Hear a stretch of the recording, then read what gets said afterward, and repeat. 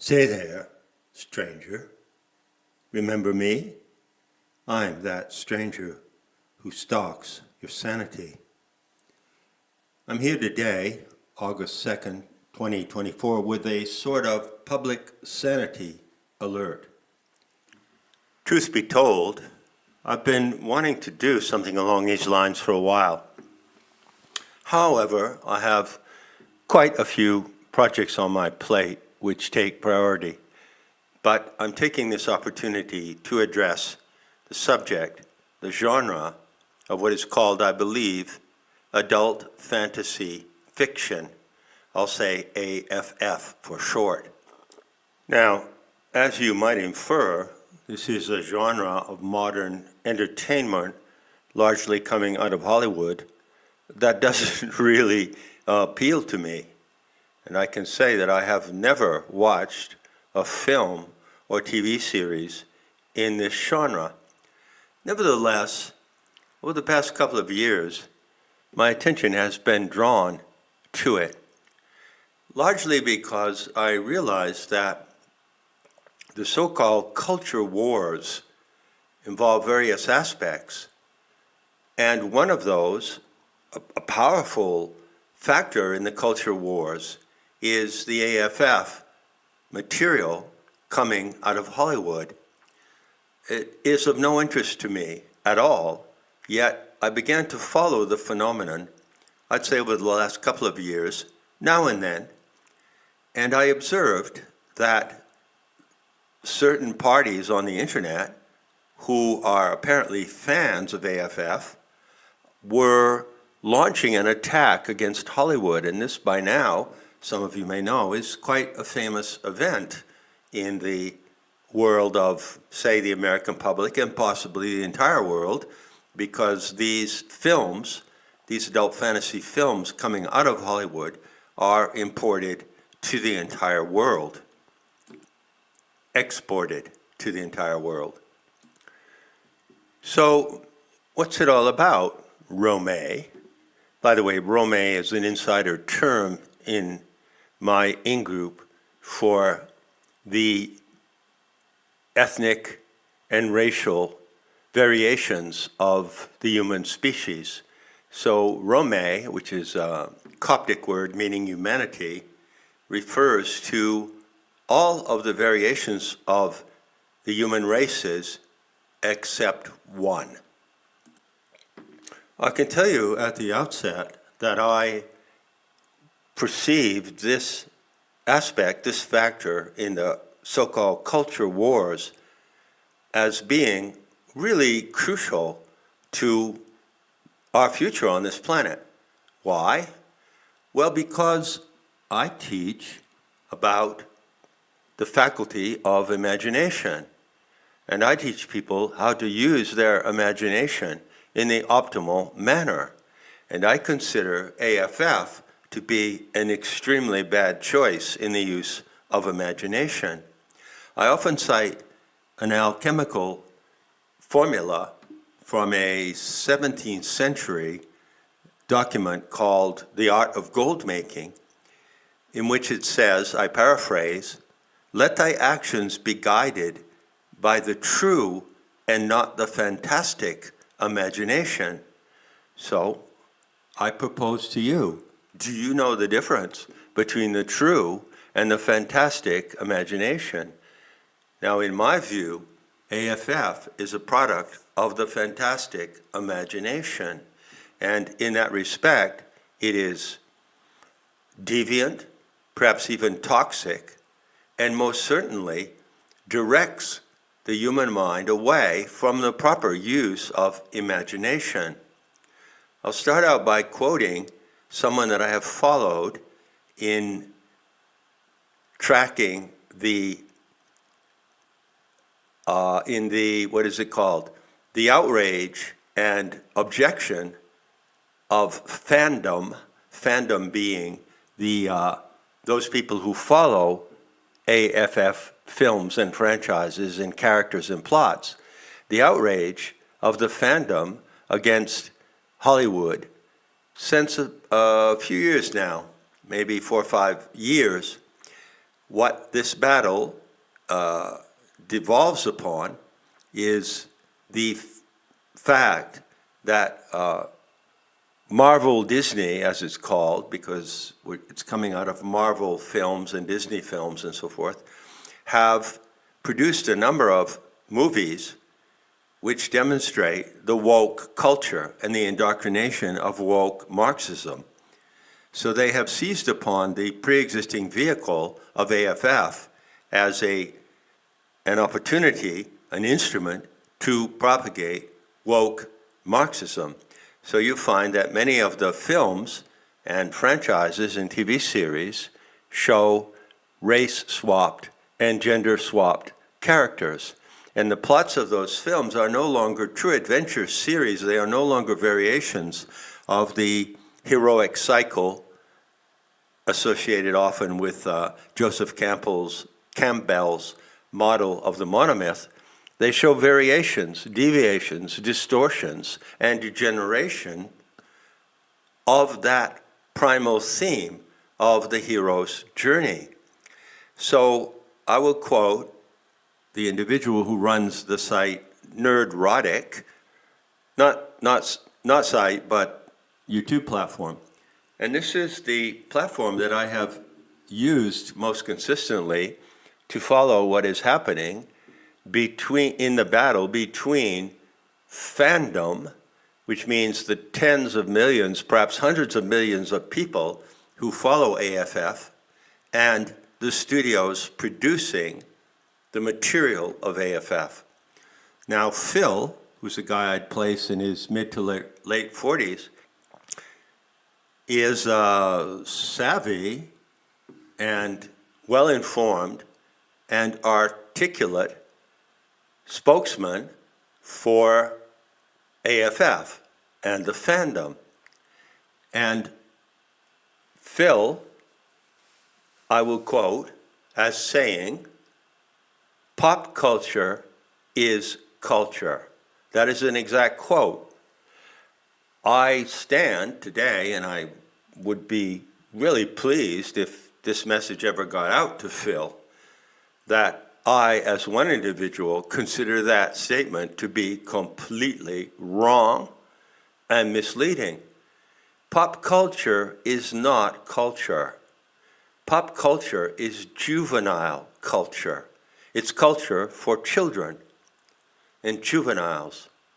And so I maintain, and I'm putting this out at the outset, that the fandom of untold millions of people who follow AFF are retarded.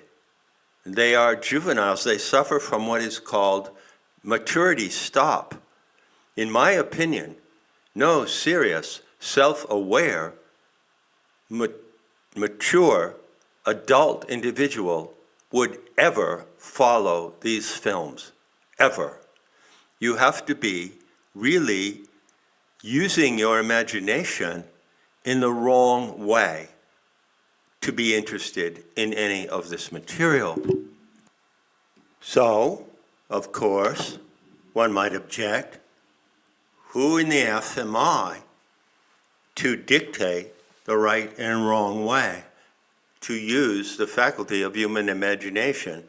Well, if anyone can do it, I can. I have the authority and I have the background experience as a comparative mythologist. After all, what are myths? What are mythic narratives? Well, they are the great stories that inform and drive human behavior through the ages.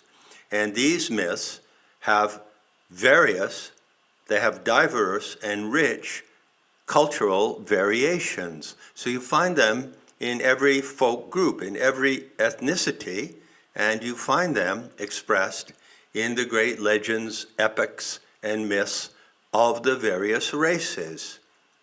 And so I have some authority in speaking about the products of human imagination in this manner. Not only that, but I have also produced a body of work that presents the parameters and techniques for training imagination to be used in its correct and optimal manner. Such is the ground on which I stand as a scholar and comparative mythologist. And on the basis of my experience and my teaching, I can say, as I say in the title of this talk, that AFF is the Deadpool of human imagination. Perhaps better said, it's the death zone. Whoever engages their imagination as an adult in this material is funneling it into a dead zone, into a black hole, and in effect, disabling themselves from the correct use of the power of imagination. This is my premise. To double down on that premise, I will say this. All right, if adult fantasy fiction, which is a cultural genre of entertainment of immense magnitude, is not the proper use of imagination, what is? Well, there is an option. There is a method to use the imagination that can compete with AFF. And I have developed this extensively, you could say in a way, it is a central factor in the body of my work. So I can offer to the world a method, a technique of using the power of imagination that is incalculably superior to AFF. What is the ultimate form of adult fantasy? It is the narrative of the Aeon Sophia drawn from the ancient mysteries and the Gnostics. It is the ultimate guiding story of the human species. And this narrative is interactive. You can prove it. There is evidence for your participation in this narrative. I have explained this so many times from so many different angles. And so the fallen goddess scenario, as I call it, is the centerpiece of this epic transcendental narrative, which is really the story to guide humanity. Now, I'm going to take a moment to just drop back for a second into the background. One always looks into the origins of things or tries to find how things originated. Now, when I was young, I never read comics of adult fantasy fiction heroines, superheroes, X-Men, things like that. I read classic comics. And I don't know if they still exist, but classic comics was a genre of comics, American cartoon books, that came out, I think, in the 50s. And classic comics were unique in the way that they drew upon genuine imaginative material. For instance, one of my favorite classic comics was Ivanhoe. So this is a legend coming out of the mythic background of the Celtic peoples, the Arthurian knight Ivanhoe. And a classic comic would take material from the sources, such as Celtic literature and later poetry, and they would simply represent the stories in a comic book genre. So I love the classic comics version of Ivanhoe. I did not follow the superhero comic sequence. Now, all of that, by the way, goes back to an individual called Stan Lee. And there is a red flag ethnic alert in that name, because Stan Lee belongs to that ethnicity that is not included in the Rome of all other races. and is in fact opposed to the Rome. So I can now identify in Stan Lee, who created Marvel Comics, an agent who from the outset served the purpose of deviating and degenerating human imagination. And this effort has continued to this day and is now culminating in quite a dramatic fashion.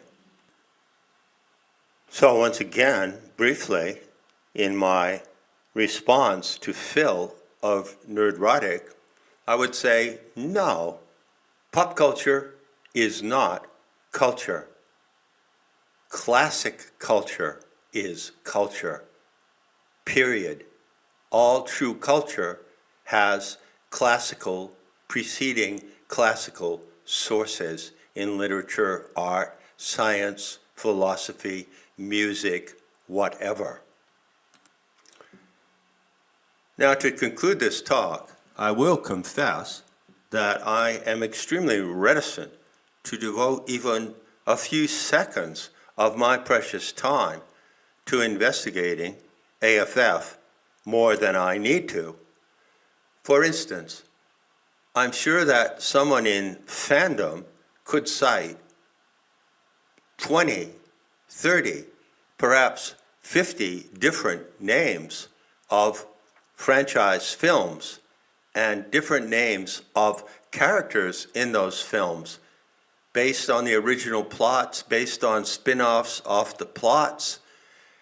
There are dozens of titles of films and probably hundreds of characters in those films, of which I really know nothing, and I take no care in informing myself. But I have used Deadpool in this title.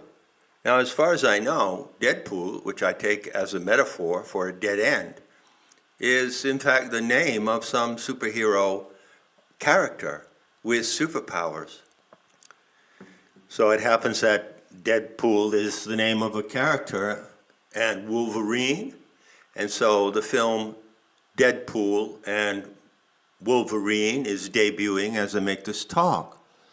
And there are so many other names of these heroes and heroines deriving from the Marvel Comics genre of Stan Lee.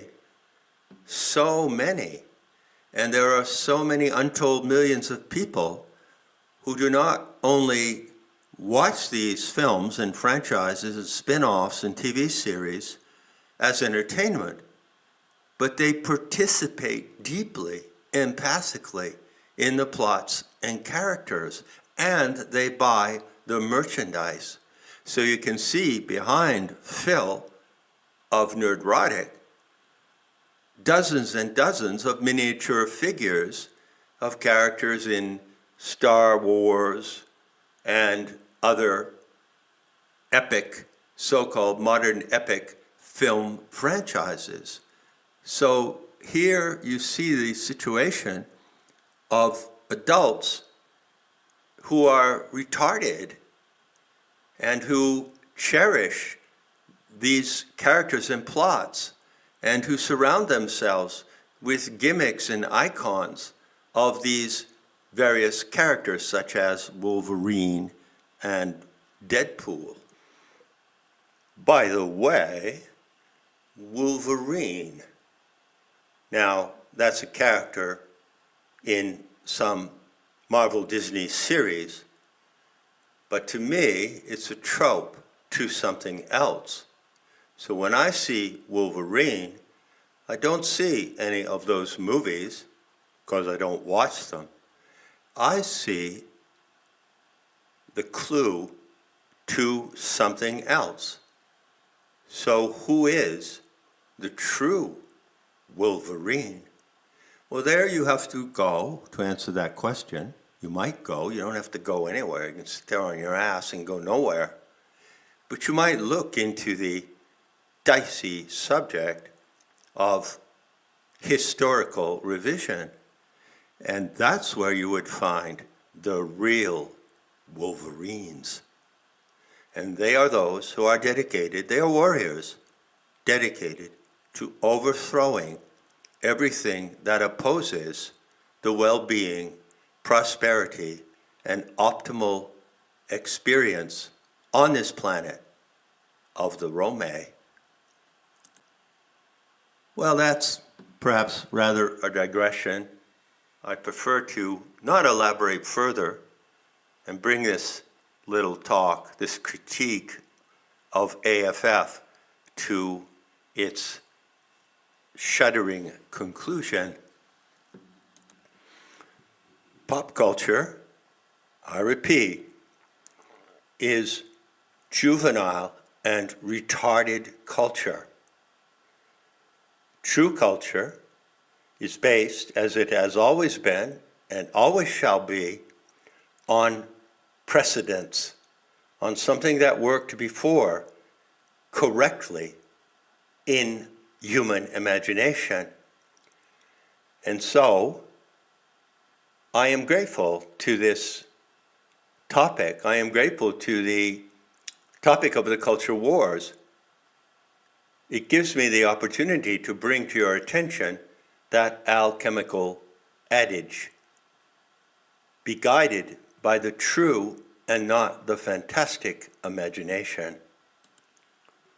Now, if that saying attracts you, if it strikes you, if it works for you, then certainly it must inspire in you the wish to know what is the difference. That is something that I teach, something that I have always taught. There is a real difference, and knowing that difference, well, opens a path to the transcendental, which is not fantastic, but mysterious and fabulous. And on that path, you yourself prove the truth of the narrative. And there is only one narrative on the planet through which you can realize and achieve the optimal expression of your own life as a member of the human species. Only one narrative that can guide to the complete and optimal use of the power of imagination.